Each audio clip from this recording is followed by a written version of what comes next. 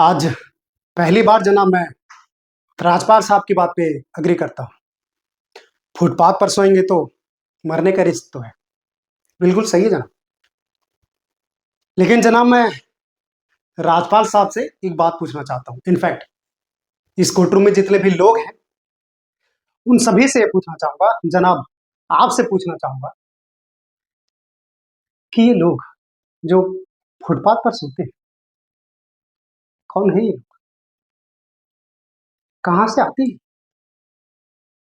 इनके पास न रहने को घर है, न रोजगार है और न ही पैसा। फिर क्यों चले आते हैं हमारे खूबसूरत शहरों की खूबसूरती को पट्टा लगाने? क्यों जनाब?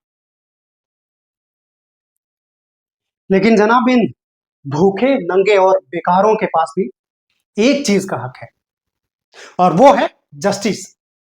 और यह हक न राजपाल साहब उनसे छीन सकते हैं, ना ही आप और ना ही ये कोर्ट, क्योंकि हक उन्हें देता है हमारा ये संविधान, द कॉन्स्टिट्यूशन ऑफ इंडिया।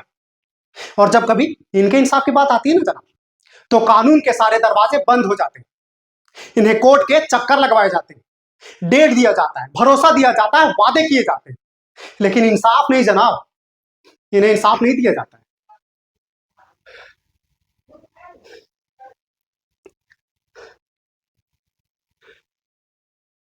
शराब और दौलत के नशे में 120 की स्पीड में गाड़ी चलाता हुआ ये young and innocent Rahul Dewan, young and innocent, जिसने 5 लोगों की जाने ली।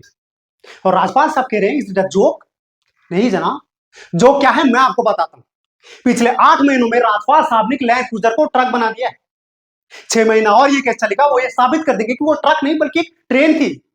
साल भर और ये केस चलने दीजिए जनाब, मैं आपको दावे के साथ कहता हूं कि राजपाल साहब ये साबित कर देंगे कि ये आदमी सदाकांत मिश्रा नहीं बल्कि शाहरुख खान है।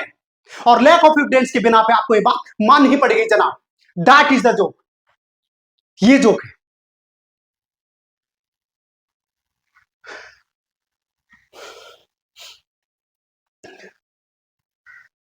जनाब। बचपन से फिल्मों में देखते आ रहे हैं और कई बार ये डायलॉग सुना है कि कानून के हाथ लंबे होते हैं। क्या खाक लंबे होते हैं जनाब?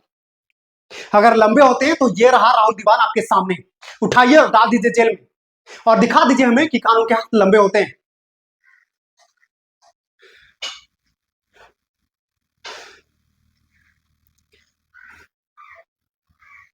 जनाब बुरा मत मानिएगा, लेकिन इस कमरे के बाहर आपका मजाक बनाया जाता है, आपके नाम के एसएमएस जोक भेजे जाते हैं, आपकी रेट फिक्स की जाती है जनाब। जनाब आपकी इज्जत खतरे में है, कुछ कीजिए, प्लीज कुछ कीजिए।